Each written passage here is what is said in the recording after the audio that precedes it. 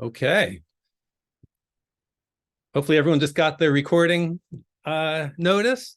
Welcome everyone, poets, readers, and listeners to our 4th annual Poetry Ritual. My name is Michael Favala Goldman. I'm a poet and a translator, and I'll be the moderator for tonight's reading. We have 13 authors queued up and ready to entertain and inspire us with their poems. The Poetry Ritual is the annual group reading of the Poetry Critique Meetup, which I created in 2018 with the co-sponsorship of Straw Dog Writers Guild and the Northampton Center for the Arts. Straw Dog is a Western Mass nonprofit that provides workshops, readings, open mics, fellowships, and residencies to all kinds of writers. The Northampton Center for the Arts at 33 Hawley Street in Northampton is a hub for arts in Western Massachusetts. It's a venue where artists and people who appreciate art can participate in and attend theater, dance, music, visual art, writing, and hybrid events. And the center is also the home of the Eli Daniel Nemitz Todd Memorial Fund. And this fund supports our Poetry Critique Meetup financially. And so I'm now going to introduce or present Kelly Silliman. She is the program director for the Northampton Center for the Arts, so she can say a few words about the Eli Fund. So over to you, Kelly. Thank you so much, Michael. Hi, everyone. Can I get a little show of hands? Is there anyone joining us tonight who is not in Western Massachusetts? Oh, wow, a lot of you. Okay.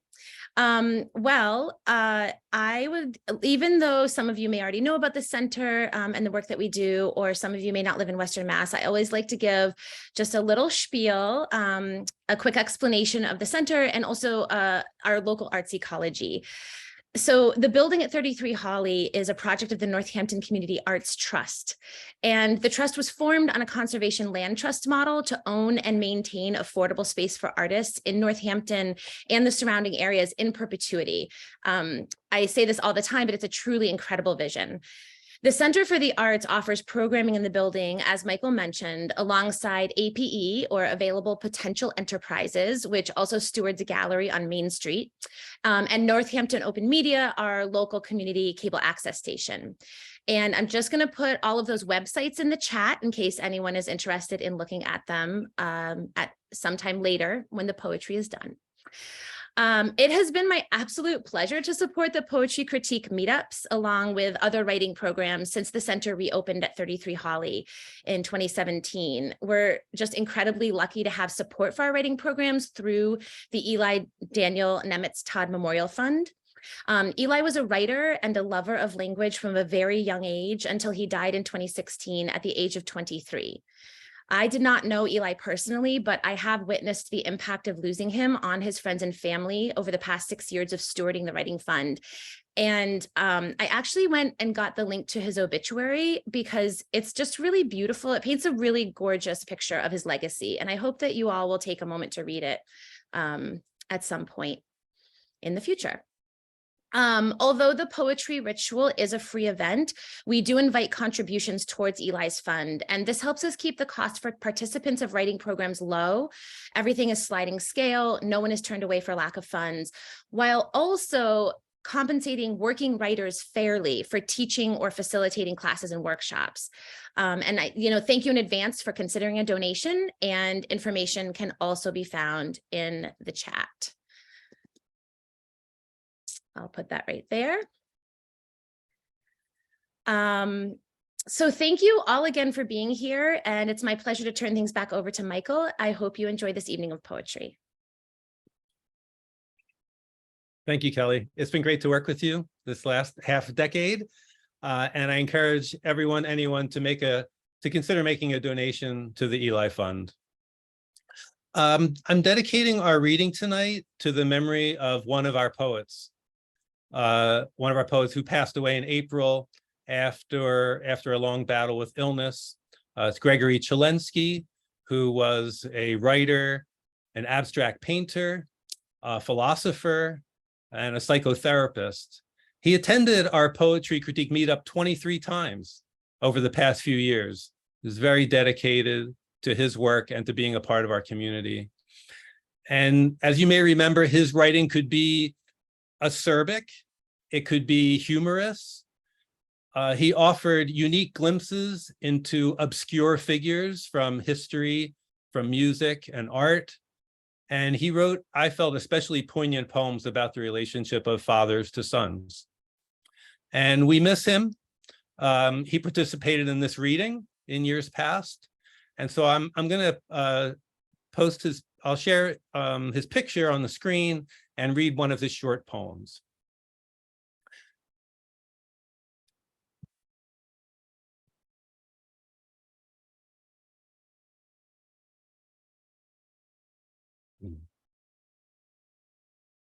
Ferris wheel. Each little car holds only one person. It moves slowly. The wheel is large enough to hold everyone. Slowly, clockwise, time moves forward, we say, and no one feels their time running out on them, not their time. When each one reaches the top, they say, I'm on top now, and I will be forever. So, may Gregory's memory be a blessing. I'm going to post in the chat his obituary and an interview with him in the Daily Hampshire Gazette about his artwork.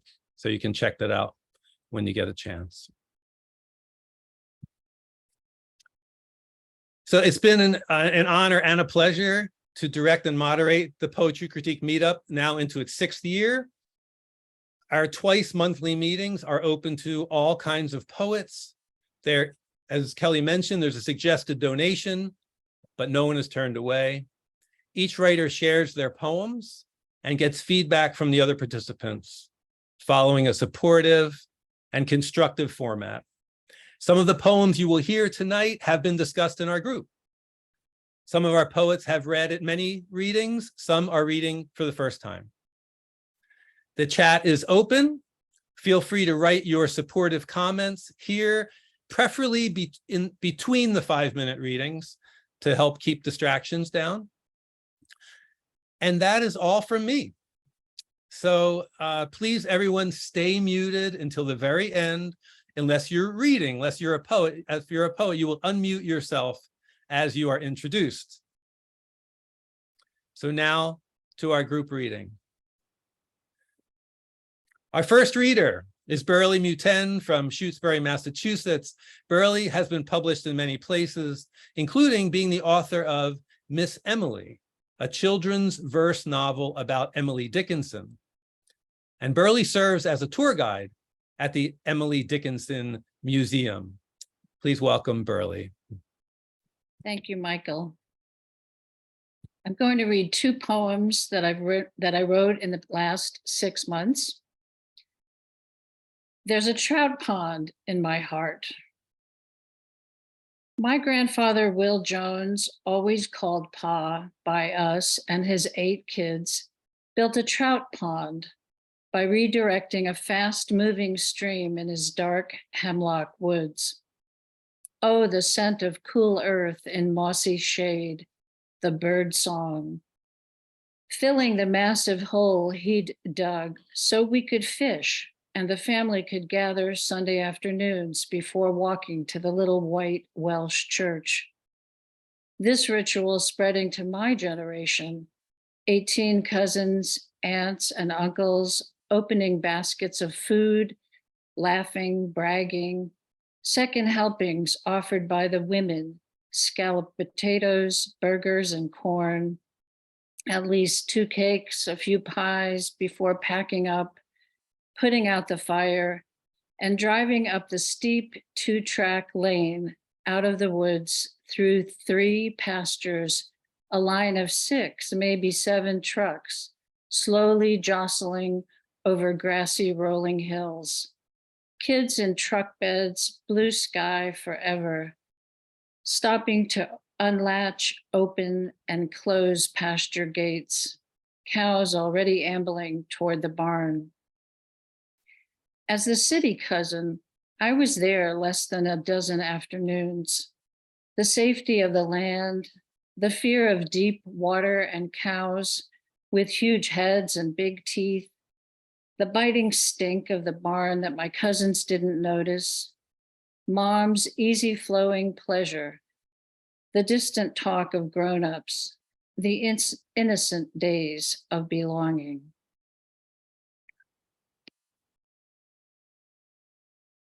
And this poem is called, How Is Your Heart?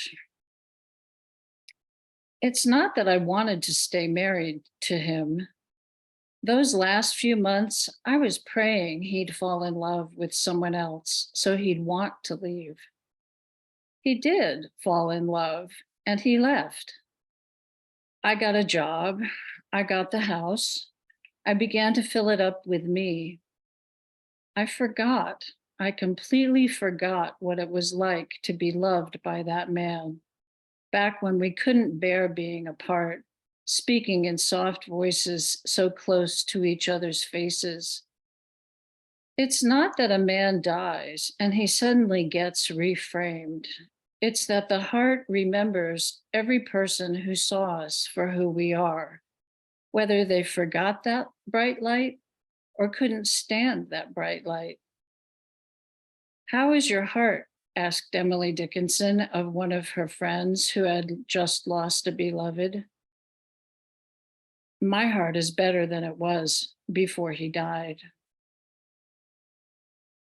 Thank you. Thank you, Burleigh. You're certainly a master of setting and using just the right amount of words. Our next poet tonight is also our tech master tonight. It's David Ferland from East Hampton, Massachusetts. When David is not writing, he teaches orientation and mobility to people who are blind. Please welcome David Ferland. Thank you, Michael, and thank you for all that you do for us. I have 3 poems tonight. My first one is a baseball poem. It's called Fielder's Choice. John Amoroso throws curveballs. Nobody throws curveballs. His curveballs make his fastballs, already blurs, look even faster. He'll be all state one day. Guys swing, but the pitch drops away, or it's already in the catcher's mitt. Strike 3. Except one game. Batter before me doesn't even try, keeps the bat on his shoulder, somehow draws a walk. I come up determined to connect. Fastball. I'm a little late, but hit a clean line drive to right, jubilant as I sprint to first. But the ball gets out there fast. The right fielder scoops it up, throws my teammate out at second. He was shocked I got a hit, just kind of stood there, ran too late. End of inning. But I feel good. I got a hit off John Amoroso. After the game, I run to my dad. Did you see my hit? Not a hit, he says. Like telling me my hamster died, or that we all die, so why bother? That's life. That kid got thrown out, he says. It's a fielder's choice. 2 pencil scrawls, F and C, in one little box, 1 dog-eared page, 1 smudgy scorebook. I stand there, scored.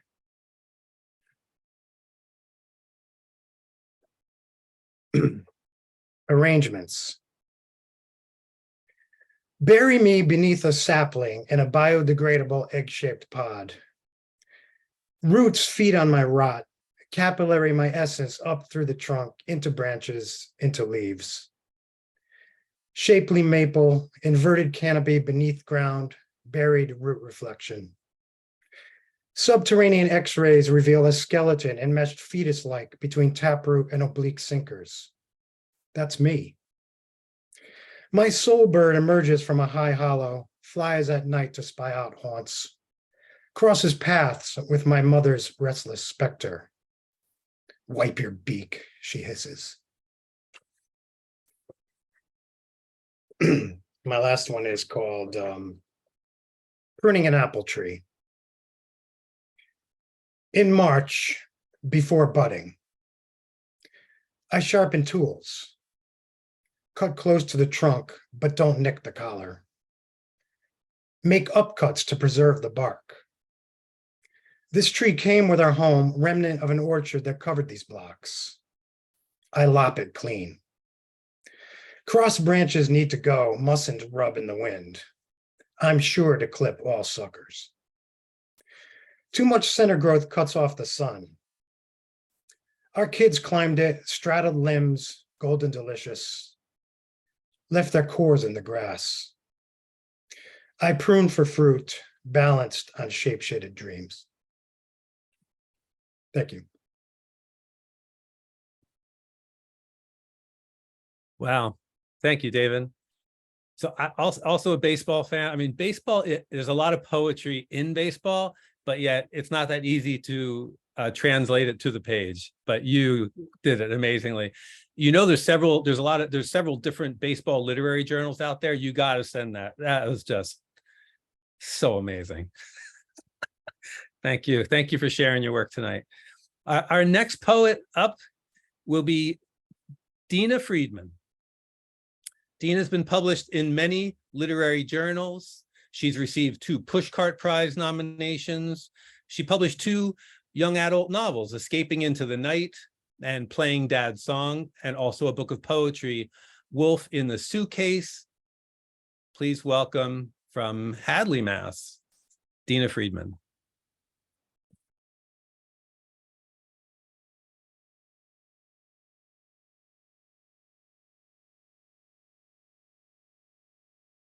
Unmute.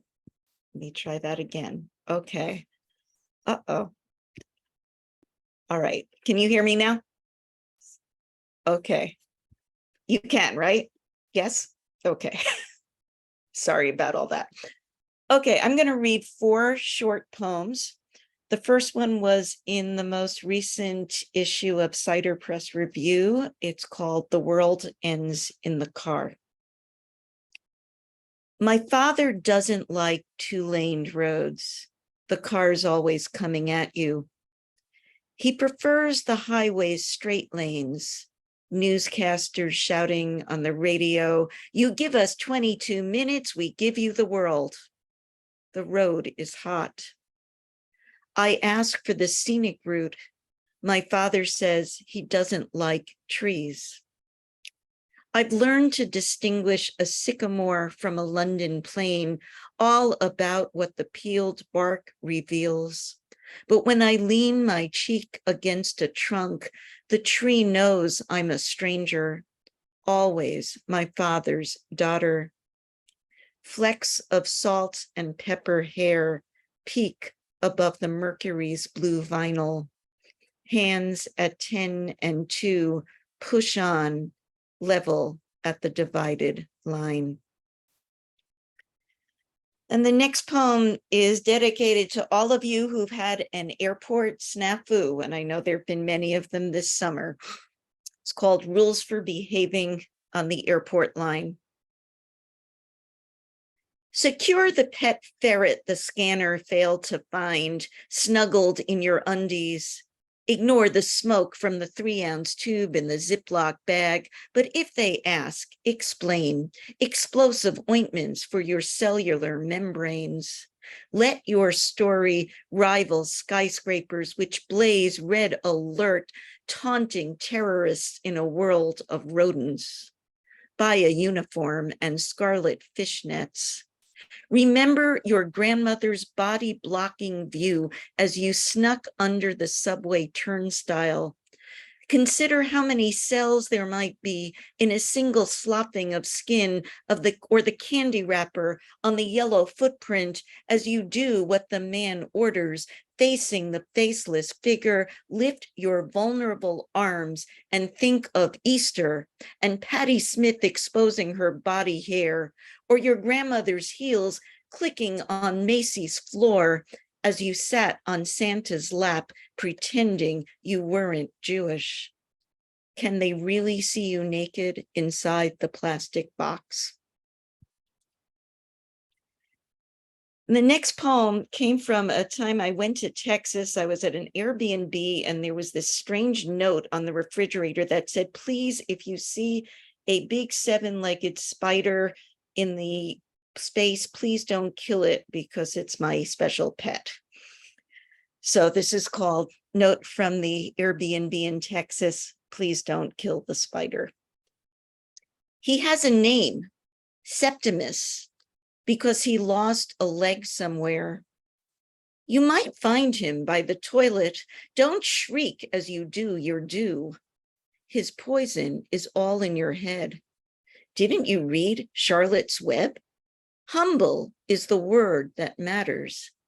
Confront your failings. Take a selfie if you're lucky enough to spot him and put on your boots, hat. This is cowboy country, land of brash bravado. Where's your gun? A spider could be lurking under your pillow. Unseen children taken at the border, their parents lost limbs. And the last poem I'm going to read was just accepted by Rattle, which was just, I'm really excited about. And I'm not here name dropping journals to, show how wonderful I am, but to show you that if you submit enough, you too can get published. I mean, I'm really into really encouraging everybody to just keep submitting. I can't tell you how many times I was rejected from Rattle before they accepted this poem. And it's called In My Heart, and it's after a poem by E.E. Cummings, I carry your heart with me, I carry it in. Here's the secret. Nobody knows what the moon is made of. Nobody understands our body's common cheese, or how vocal cords vibrating in a hot wind can reach a harmony that pleases even in dissonance. Nobody knows why that tomato chose to birth itself out of the compost pile, wrapping its vines around the lone milkweed, or how the praying mantis managed its miraculous escape just before I heaved the weed it perched on and accidentally uprooted that volunteer tomato, which I dug a hole for in the garden and watered, though I don't have much hope for its survival. Yet some of us persevere like plants, sprouting where we don't belong, dragging our faltering bodies, foggy minds, all to look at the moon, to say, this matters. This is why I'm still alive. Thank you.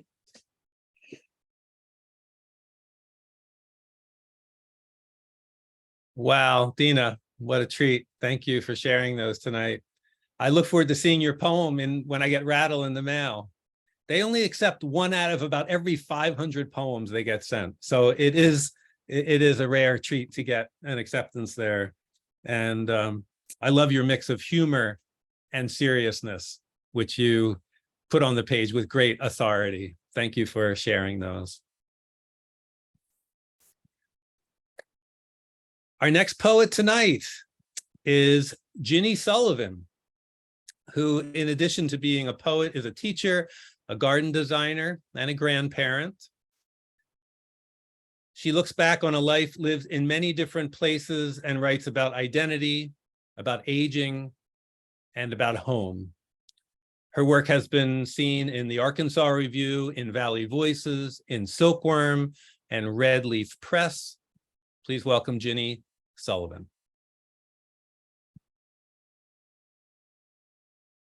Thank you. Thank you, Michael, for putting this together. And thank you to 33 Holly Street for all it does for us, even though we aren't and we'll be there some other wonderful time. And And I'm up in Maine with no printer, so I'm struggling reading from my cell phone is the way I've managed to do this. So please bear with me. I have 2 poems. The first one is titled, Death is the Mother of Beauty. Death is the mother of beauty. That Petrarch climbed Mount Ventoux, not to conquer, but to enjoy the view, means nothing to these climbers, who fly in as if to wage a war, then fly off again.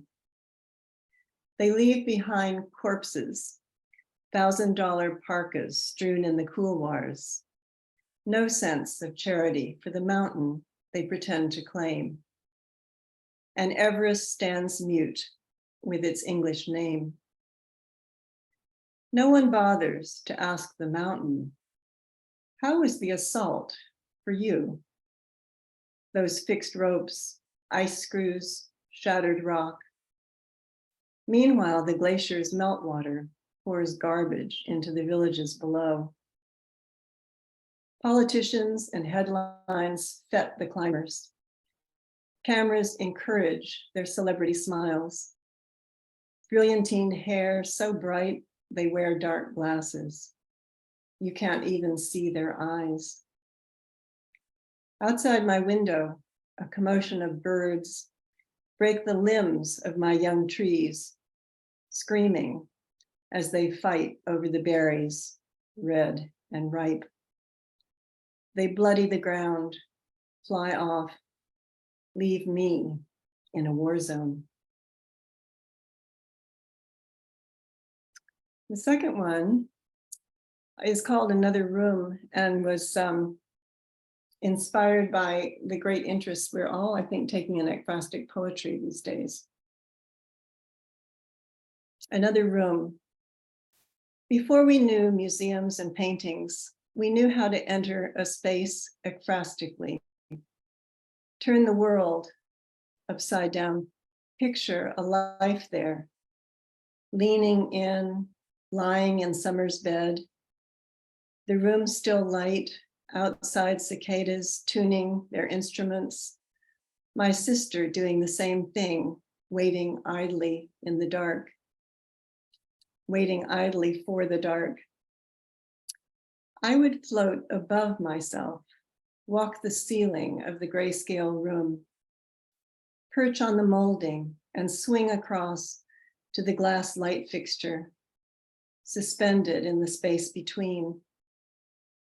I was brilliant in my red ballet slippers, my sequined circus dress, no safety net.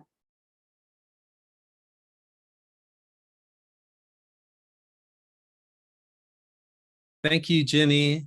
I'm so glad the internet held for us and the weather held for us. It's good weather. Yes, and your phone worked well. And I'm just reflecting on that you started coming to these groups back when we were meeting in person at the center well over 5 years ago. So Thank you for staying with us, and it's lovely to hear your lyrical voice. Thank you. Let me introduce our next poet. Next up is Jayne Carey. So Jayne is a published poet, but also a photographer and a singer-songwriter from Northampton, Mass. She is an associate professor of English. She enjoys engaging her students in project-based literacy learning with an emphasis on environmental awareness and social justice. Jayne, it's great to have you here. Take it away. All right, just checking to make sure you can hear me okay? Yes, great. Okay, excellent, thanks. Thank you so much for this opportunity to share some poetry. I'm going to share 3 poems. 2 are new and 1 is, I did the math today, it's 33 years old. All right, so the first one is called Up in the Sky. Hope floats out on the hillside, along by the river and up in the sky. It floats along and floats above the people and their struggles and strife. It rises amidst the darkness as they come into the light. Hope floats up in the sky and down through the valley as the time passes by. It floats through the day into the night and passes into the realm of what is wrong and what is right. Hope floats through the night sky and the stars twinkle by. It floats into the morning as the sun lights up the sky. Hope floats.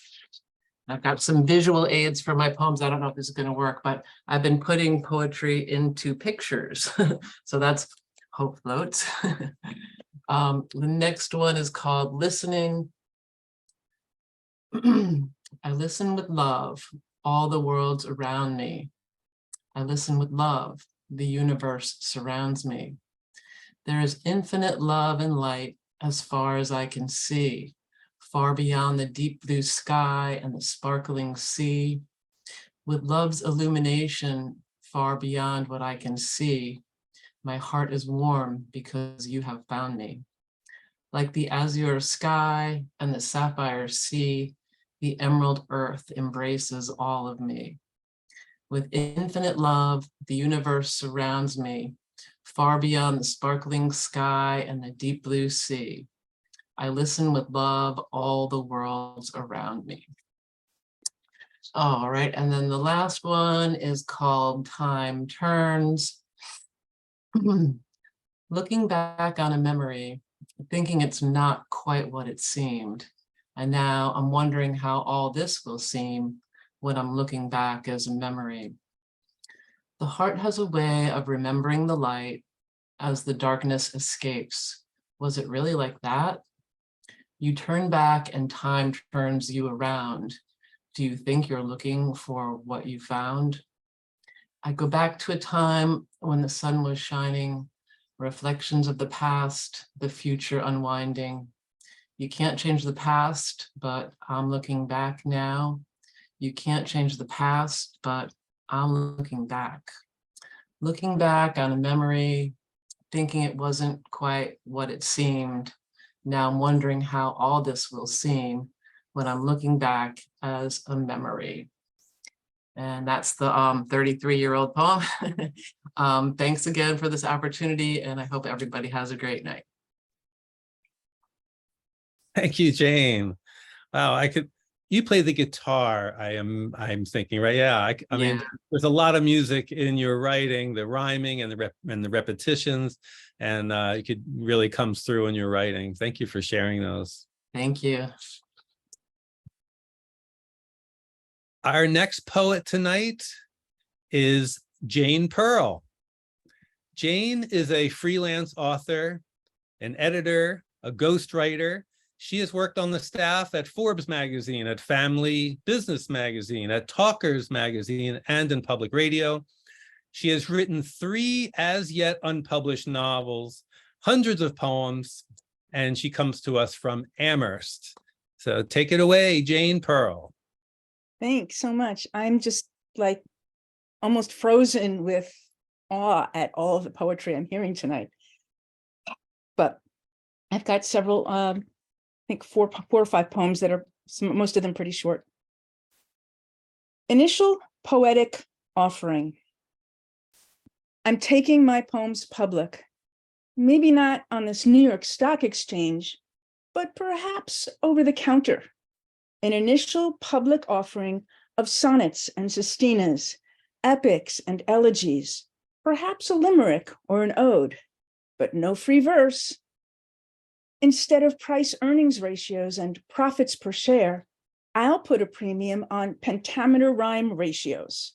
I'll appreciate alliteration and depreciate cliches and hyperbole. Let's amortize assonance as we calculate couplets. What exactly is a poem worth? The sum total of its syllables? My prospectus conducts verse flow analysis and charts historical inverse relationships between visual and lyrical variables. It graphs just how many quarterly dividends a blank verse will distribute. Any broker will admit there are no guarantees, that potential rewards are higher when you invest in risky rhymes. So I'm putting my poems on the block. Who will dare to slap a price tag on my portfolio of poems. My next one is called #Moses. If Moses had an Instagram account, he'd be too humble to post selfies. His gazillions of followers would leave hangry comments while schlepping through the desert, complaining about the manna.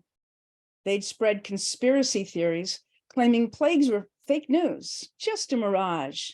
The Red Sea didn't really part right before their eyes. And I have two more. This one is called Negative Space, which I just felt was finished this morning. Actually, I wrote it a year or two ago. Those sweet spots surrounding the contours. Negative space is not nothing. It hides images within, like profiles between candlesticks, a toddler hiding between kitchen table legs, mama's phone cradled between her ear and shoulder, and on a breezy eve, the filigree of an oak's branches. Negative space dares us to spot unexpected expansiveness everywhere, like land inside arbitrary borders where people on one side thrive while those on the other starve.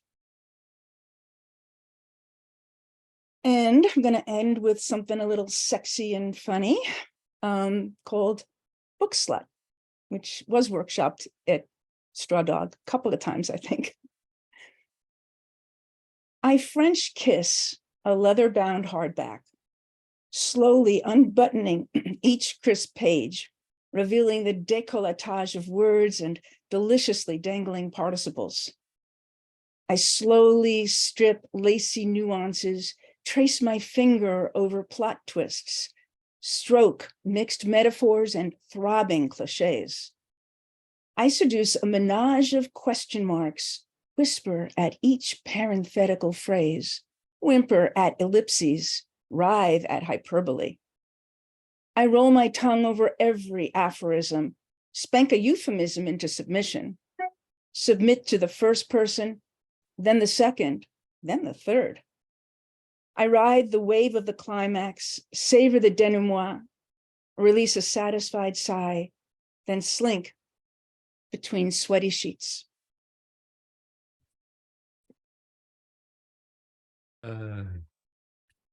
Wow, Jayne, so much fun to listen to you read from the complaining about the manna, and you're just so good with metaphor and carrying it through in a really fun and lots of great attention. So thank you for being here.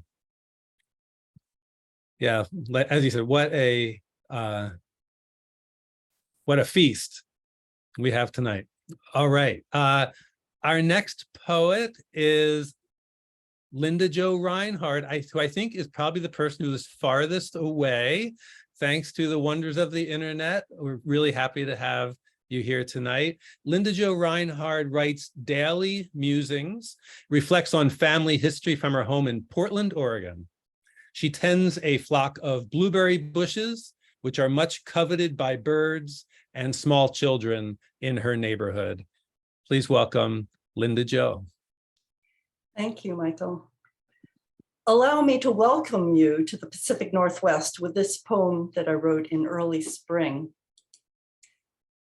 Nature's enduring iteration in the Japanese garden, Portland, Oregon. Stacked basalt blocks border curvaceous streams. Feathery moss edges gurgling cold water falling over stones.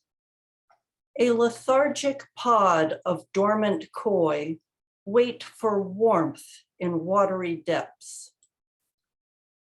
Sky casts silver upon the rippling surface, framed by first unfurling of Indian plum leaves. A single pink camellia punctuates the textured palette of brown, gray, and green.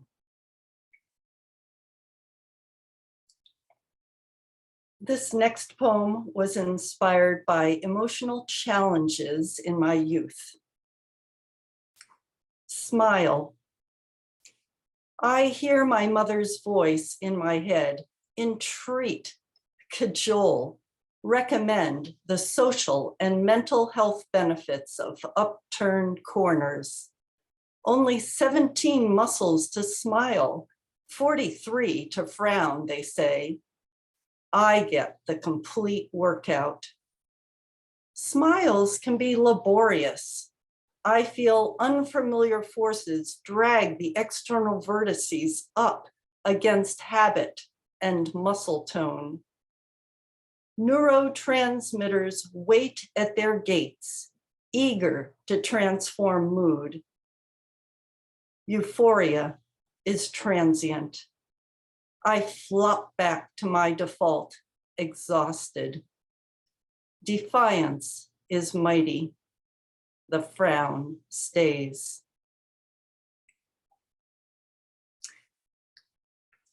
Since the beginning of the pandemic, I have written more than a few poems about anxiety. I wrote this one last week. Not to worry. Beast of burden, cinched up, ready to ride.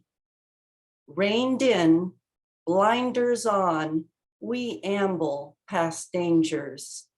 Traffic, tree roots, railroad tracks. She senses tension, shakes her head with wild eye. We pick up speed, the trot, disciplined, measured, arduous. A shadow moves in the woods. She startles. We are off at a canter along a well-worn path, breath ragged until we slow from exhaustion. Notice the sweet scent of clover and stop, surrounded by the unbridled beauty of a summer's day.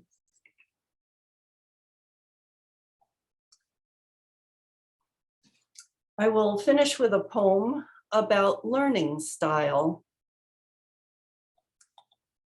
Visual learner. Since childhood, I have struggled to read wordy passages of text. They bring on nodding and anoxia. Convoluted sentences have soporific effects.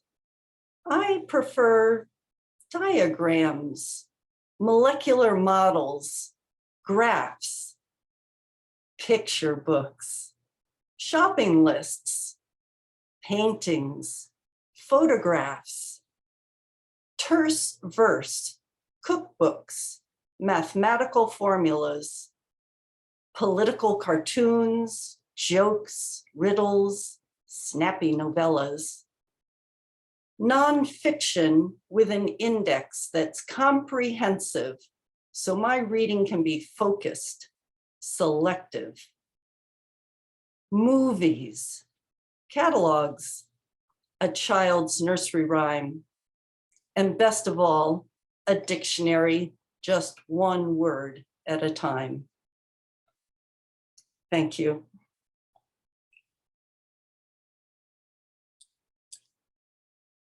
Thank you, Linda Jo. Speaking of terse verse, I think you do it well. Thank you for inviting us into your world, both geographically and personally. I'm really glad you could be here tonight. We are officially halfway, and I want to just keep on rolling.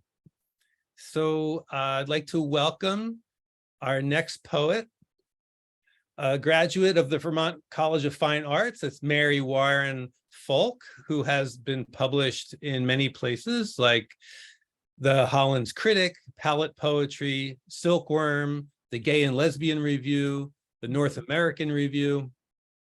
Mary has 2 award-winning chapbooks, If I Could Write You a Happier Ending, and also Erasures of My Coming Out Letter. Please welcome Mary Warren Foulk. Thank you so much, Michael.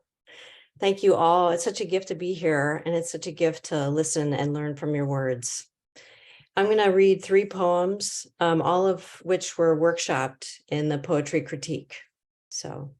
And they're a tribute to my older brother. The first one is entitled "The Show Must Go On." I found this line blurred on a faded post-it, thin as a julep mint, between folds of your wallet, broken at the leather seams. A simple inheritance, your lingering refrain. The show must go on, a forgotten fragment of our weighted legacy. This spring twilight, I've smelled the bourbon crafted by a Virginia gentleman in cut glass over ice, crushed and enveloped by young mint. I've heard the echo of mother's fraught urging, the generation's monogram to grasp the frosted pewter. You and I, fallen branches of the family tree, so bittersweet, the never quite fitting, never quite able to play the part. We found ourselves stateless, preferring Pinot, and there was your murmur. The show must go on. This remembering, a selection, omission. Drunken laughter at our bequeathed dysfunctions, those late Sunday afternoons at our East Village Cafe. Our sibling language, like 2 debutantes drinking wistfully. Cigarette smoke curling around resonant words. Now a bourbonless, brotherless world. What foretold your final curtain call? How the streetlight framed your face, your dimming stage lights. One lasting reminder, slurred and bitter as spearmint.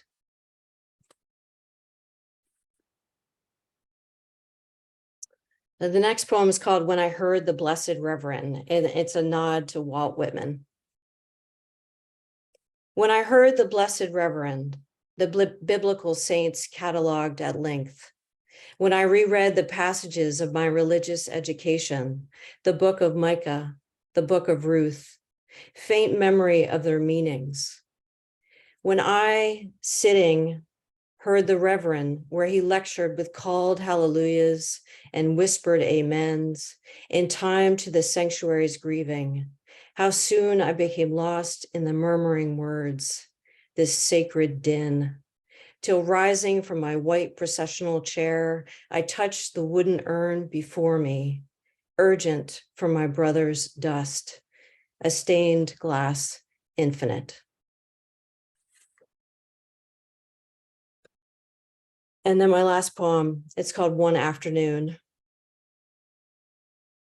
Sitting on your king-size bed, grandfather's 4-poster with solid walnut legs, a grandfather we never knew. Scratch of a handmade quilt, woven blues and golds, slightly moth-eaten at the edges. Was it May, late summer? Streaks of afternoon sun through a screened window. We were listening to your albums, Elton John, or maybe some musical you were obsessing over. Stick of our skinned knees, cross-legged and distracted. A vinyl skip. You taught me how to place the turntable needle, careful steadiness of your hands, vulnerability of the grooves. Benny, Benny, Benny and the Jets. Lost in your company one afternoon, a heartbeat memory some 40 years later on this 5-state drive to plant lilies by your name. Thank you. Wow. Thank you, Mary. Very tender poems about the sibling relationship. And congratulations on the recognition for your work as well. It's really fabulous. Thank you. Thank you all. I can see Very there's grateful. why there's a lot of truth in what you write. So thank you for offering that. All right. Our next poet this evening is also coming to us from across the country. Mary Johnson lives in Oregon and takes great pleasure in what her hands do. She uses binoculars to watch birds, she weeds, and she writes poetry, are a few of her favorites. Please welcome Mary Johnson. Thank you, Michael. Is my audio good? Very good. Thanks. I've got 3 poems tonight. I'm going to start with one called Survival Tactics. I stole notes from the popular girls in middle school, then graduated to reading my best friend's diary. Handfuls of thick folded triangles grabbed from their overstuffed notebooks while they played soccer, crammed into my bag to read later and learn how to be liked. I didn't know my mother read and burned my sister's journals until decades later. Is this kind of stealing genetic? Or let me just be honest and say, I needed to know what they wouldn't tell me. Later, when virginity could still be lost, I read what my bestie wrote about it in her journal, but I had already screwed up by overreacting when she told me she'd had sex. You did what? You did what? We were never the same again. None of them understood then. I didn't either. How people from abusive families, like mine, struggle with intimacy, laced as it was with violence. How personal boundaries were regularly trampled. How I became mom's marriage counselor at 9 years old. Why I needed to know everything, especially your secrets, so I could be ready when it all blows up.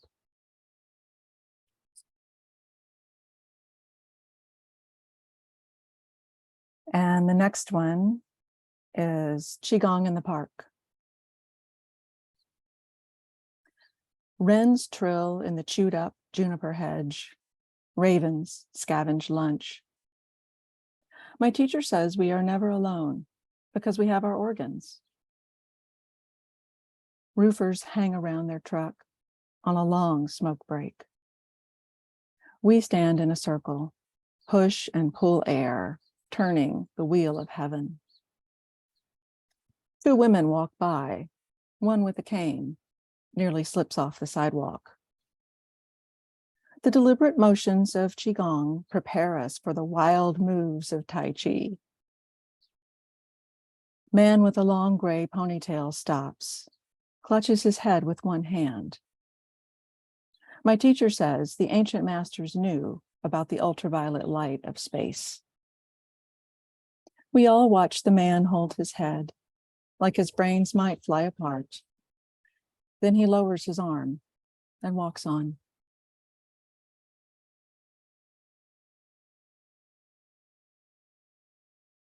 The last one is Daughter of My Heart. There's a lot of heart today in the poetry group. My niece tells me she is still depressed and that she might have had a seizure last week at her brother's birthday party. She got too high and was also drinking to medicate her social anxiety. After saying something awkward, her mind spiraled and she began rocking and vomited a little. It's not clear what happened next, but the paramedics confirmed she was too high. They didn't know about the 4 psych meds she takes for mood or her persistent suicidality. She is only now beginning to understand her fundamentalist Christian childhood was abusive. I tell her about all the attempted conversions our family endured when her father and my other brother adopted a Bible-based religion as adults. I remind her these dialogues are ongoing because their love for Jesus can be so intrusive, they forget to simply love us like he told them to. I wanted to be a midwife, so I was invited to attend her birth 39 years ago. They knew she would be their last child, and after 3 boys were hoping for a girl. She came fast, and the nurses had her under a heat lamp before I knew it. My brother stepped out to make some calls while his wife got stitched up. So it was me, standing by her, precious body at the heated table, one hand on her perfect wet head. When she opened her eyes and looked into mine, I felt amazed and a bit guilty. I had a theory about a newborn seeing her mom first. I tell her this story often, so she remembers how we met. Thank you. And thanks to this group and to Michael for facilitating us all. Thank you, Mary. I remember your reading from last year, and I can't believe you still keep writing these amazing poems. I feel like part of a poet's job is to hold paradox, right and wrong, good and evil, and kind of honor the whole. And you do that as well as anyone. Thank you so much for being here. All right. Our next poet tonight is Martha McCullough, who's from Amherst, Massachusetts. She is the author of a full-length collection, Wolf Hat Iron Shoes, and also a chapbook, Grandmother Mountain. Please welcome Martha McCullough. Thank you, Michael. It's wonderful to hear so much beautiful poetry tonight. I have, I think, 4 poems. Night comes. Frogs like bells, hum of starlight, hour of unknown birds, when no man can work. Clicks and creaks, a dark house falling asleep, engaged in night's lawful occupation. Discordant breath of a mile-away train, soft voice telling a story, purposely dull. Then a shrieky party weaving through the trees, coyotes traveling festivities, say, villains, the way to go. Sharp-dressed man, call crow king, mobbed under wings, blue blacker than top hats, all those little gentlemen on the strut in the straw, white eyes gleam feathering the nesty beard. Come running, bring him a ring, a stick pin, stab it in. Clean as you can, glittering links held together with black ties, with trinkets and formality, crow crazy.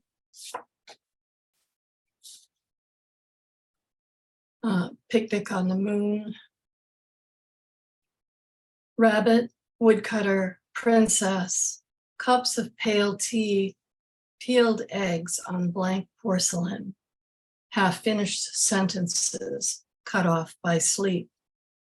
Immortal patrons of lunacy, sharp-shadowed, watching all night. Below, a dog with an air of menace leads me along the Black Canal. And this last one is called My Solitude. I can just play solitaire on my phone all day. Who's going to save me from that? It's fine that everything is crazy, still the riddle it always was. It's all alike, we keep on breathing. Keats said that. Today, stemming the tide of boredom with a wall of books. Tomorrow, I wonder, will you know me in my old person suit? Scroll down. Mr. Chicken honks out Funky Town. That's not a thing you forget. Some people remember their dreams. Is it time to leave the house? I need some things. 1, spokesperson. 2, less haplessness. 3, never mind, I'm not going. Bone on bone, one eye peeled. I traverse the hours like an ant crossing a bridge of ants. Thank you. Thank you, Martha. Somebody once said that poetry is somehow it can work in us better than conversation because the words are so well chosen. And I think that that relates to Martha's work. And I want to encourage people to take a look at her book. I don't know if you want to put, maybe you could put a link to it in the chat, Martha, because Martha's work's definitely worth spending some time with and looking over the page and see how everything is connected and connects. It doesn't just sound good. There's a lot going on there. Sure, I'll put the link to Amazon, I guess. Sure, whatever works for you. Okay. Thanks for doing that, and thanks for being here. And also one of the early participants of this group. I still have your name tag from way back when we used to meet in person. Our next poet tonight, Eileen Gloster, writes and teaches in her hometown of North Adams, Massachusetts, up in the corner of the state. Her poetry has appeared in a number of publications like the Berkshire Review and Holding True, an anthology of Berkshire poets. Please welcome Eileen Gloster. Hi, thank you very much. And like everyone else, thank you, Michael, for giving us this opportunity. It's great to be here with all you people. I am out here in the corner. Sometimes I didn't get out and about. I'm going to read 3 poems today, 2 relatively short and recent ones. And then the third is a longer one that I did read at one of the poetry meetups that we had. Attention, stay with the leaf, green, frog-shaped, dripping. Drift to its red stem, flashing in this green world, but then come back to this one wet palmate leaf pointing down to earth. Second poem, Leafing Out, staying with the theme here. Leafing out, my maples tightly wound, barely green buds hold secrets fast and bright against a mountain and dawn, the mountain blue-brown from branch and rock and hint of pine. Through gnarled limbs, I see sky, the red flash of cardinal, bounce of a wren making its urgent call, chickadees, if I'm quick enough. I want to hold onto this space between branches, years, heartbreak. Remember what is lost as you accept everything given. Soon, these million tiny fists will open, turn the sky a shimmering green. And then, so this last poem, I guess I am going to say something about. It's sort of an imagining of my own, of a real event that happened. It's called Deerfield River, 1977. The rocks on this river's edge are dark and slick beneath thick oaks blocking afternoon sun. I have to get Sam home by 6 or his mother will worry. He slips a bit, laughs, and splashes us both. I steady him, my hands on his pale shoulders, thinner than Bobby's freckled ones.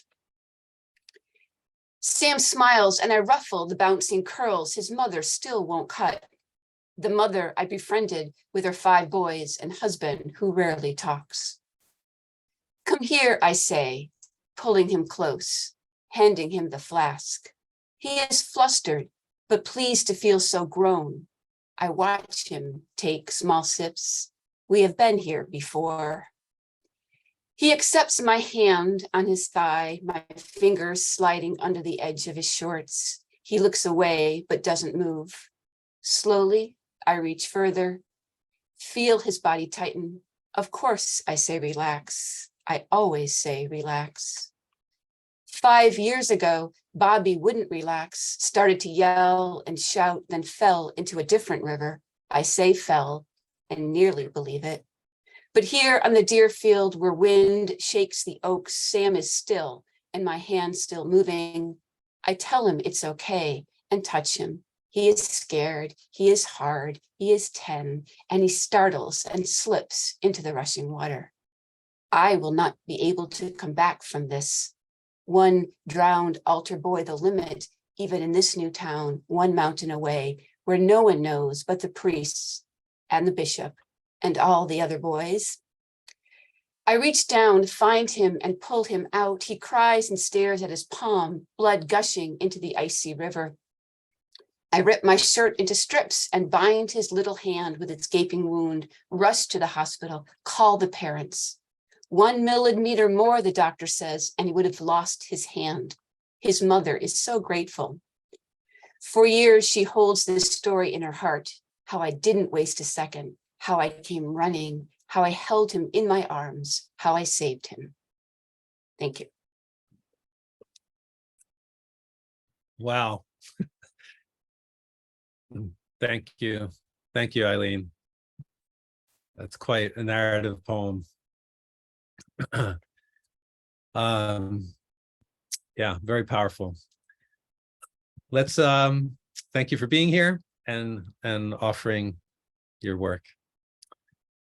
We are getting close to the end. We have 2 more writers tonight. Our next poet is Suzann Heron. She writes from both Shutesbury, Mass. And Provincetown, Mass. She calls herself an emerging poet who is searching for places of belonging. Please welcome Suzann. Thank you. I have to say, so wonderful to be listening to this wonderful poetry. And thank you to Michael. I think I've signed up to read in this poetry meetup for maybe 3 or 4 times before I actually made it. I think you have to have a lot of courage to do this. So tonight I'm pulling in a lot of courage. The first poem I want to read is called, well, first of all, I just want to say there's a few lines in here that have some violence in them. So I wanted to let some people know ahead of time in case you wanted to just take care of yourself around that. The poem is called The Church of Al. Never let the bastards get you. Alfred G., 1961. Your first Holy Communion, the age of reason. Your mother dressed you in that beautiful light blue suit every boy was expected to wear. I have the picture. No one thought about the blue, I mean the shade. No one thought that shade would turn Sister Ignatius into some kind of terrible accident. But that color really charged her up. She let you have it, hit you so hard and so long, she looked like she was trying to satisfy something that couldn't be satisfied with just one hit. All the while, Sister was lost in some kind of hitting trance. You stood like a silent soldier. After that day, you gathered your own parishioners. And Mass was held on the Sunday mornings at the city steps next to the church. We smoked cigarettes there too. We called that place the Church of Al.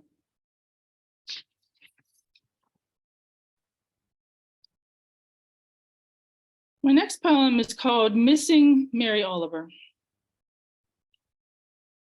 Walking the trails, I imagine your hidden pencils in the fallen trees around Blackwater Pond. Moving through my day, I find myself thinking, what would Mary say about this? I read your poems when I'm lonely, needing inspiration. Your poems support me, like the wished-for parents who switch on the soft glow of light waiting for me at the front porch. I have 2 more. This one is called The Well of Grief. I always try to make it better. I always try to make it better. I always try to make it better. I always try to make it better. I always try to make it better. I always try to make it better. I always try to make it better. I always try to make it better. I always try to make it better. I always try to make it better. I always try to make it better. I always try to make it better. I always try to make it better. I always try to make it better.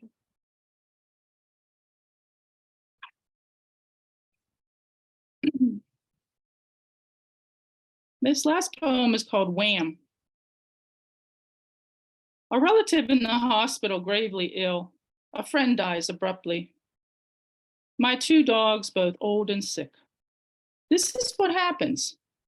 It's not pretty or planned. It takes place at inconvenient times, in the middle of the night, while traveling, planning a wedding, during an important conversation, alone, blowing the leaves, riding your bike on a family vacation, eating your dinner. He's dead. She's dead. They are dead. You are dead. Sometimes it lingers over a long period of time, giving you some kind of idea you might get out of it, slink away, miss the bullet, all the while it's lurking, taking up residence long ago. You thought you made friends with it, found peace with it, prepared for it, organized around it, read the latest book on it, talked it over and prayed with it, found a new way with it. Wham. Thank you. Beautiful, Suzann. Thank you. It was a really great reading and really varied work too, from very different angles. Thank you for sharing those. And also reading a poem that just has one line. I mean, that takes a lot of guts, and you pulled that off beautifully. Wow. Like every line was like digging that well deeper. So thank you for sharing that. And we have one poet left for this evening, believe it or not. I mean, like I said, this has been a feast. And I guess our dessert. It's Tom Caplan, who writes poetry because he loves the feeling of poems popping out of the soil of the mind. And he has faith that poems help heal our very sore planet and all its critters. He also likes to dance, to be in nature and meditate, and he is single. Please welcome Tom Caplan.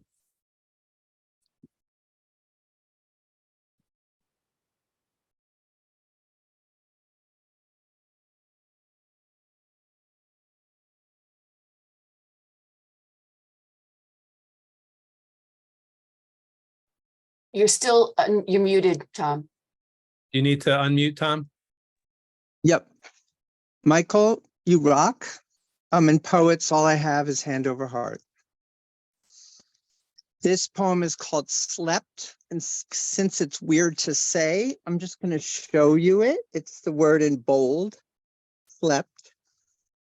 Clam baking is being in a car with all the windows closed and getting high, like on pot. And I invite you to close your eyes. Slept on rocks in a slender, scary nook on the Mexican border, behind bushes in Tennessee, 100 feet from a viaduct with a huge spray-painted swastika, matching my mom's breathing as she dwindles in dementia. On a bench at Union Station, number 6 subway platform, with Angela Davis, I wish. Mostly alone from 1892 to 1916. Clam baking in the enclosed bed of a small red pickup with Zan. Under Jerry Garcia, because he asked me if I wanted a ball. But no, not really, because I said no. In a zendo on Zabutons, lusting for another meditator at 2 a.m. On the Venus flytrap cot in my brother Butch's room when my grandparents visited, sweating it out in his labyrinths. In a freight car on a small turquoise blanket on top of 600,000 bone-dry squirrel skulls. On the bones of 872 of my Jewish ancestors in a newly exposed pit at Bergen-Belsen concentration camp. On a feather futon in a sealed pure oxygen tank in 2 feet of pig blood on the ground floor of a 4,600-foot slaughterhouse way, way deep in Missouri. In a loft, losing my virginity with Aileen. Below, 2 dead mice in a white Chinese food container being eaten by 716 maggots. On an Alp, dangling in a sling with a $900 sleeping bag rated for 30 degrees below zero. With a bullet in my arm, sweating under and against the Berlin Wall the night before it fell. In the demilitarized zone in a test tube between North and South Korea, beneath tall men with machine guns inches from my face at the Tanzania-Kenya border, in a tent missing a pole in a storm in Alaska and suffering a bear all night long. And in the Catskill Mountains, finally landing and rooting deep like the family of trees all around me on Heaven Rock, inside one line of time, on an infinite canvas of lines, gone in an instant. And this last one is called Sometimes. Sometimes a hyena tears at the ass of a Cape buffalo that will be dead in 8 hours, eaten to the bone in 15. Sometimes CBS and Fox and Democracy Now! Pundits and anchor people seethe and spit on camera. Sometimes a praying mantis eats its partner after sex. Some say just to neaten up. Sometimes in nursing homes, CNAs physically torture residents in the loneliest hours between 2 and 5 a.m. And sometimes you just happen to look up on your way to work and see a familiar homeless man. He's standing in a neighborhood bus shelter out of the snow, bandaging the leg of the stray cat that everybody thought was dead. Thank you.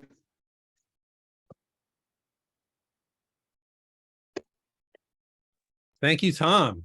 Wow. You bring in everything and things that we didn't expect, I think that we couldn't imagine. So I want to thank everyone. I mean, this has been really quite an incredible evening. Yeah, it's been a feast of touching, inspiring, and entertaining poetry. Thank you to all the writers who put time and energy into your art so that we could benefit from your creativity. I wish you all a lot of success with your writing and keep spreading it around after tonight. And thanks to our audience who came and listened to share in the fruits of this really special writing community. And thanks again to our organizational sponsors, Straw Dog and the Center for the Arts.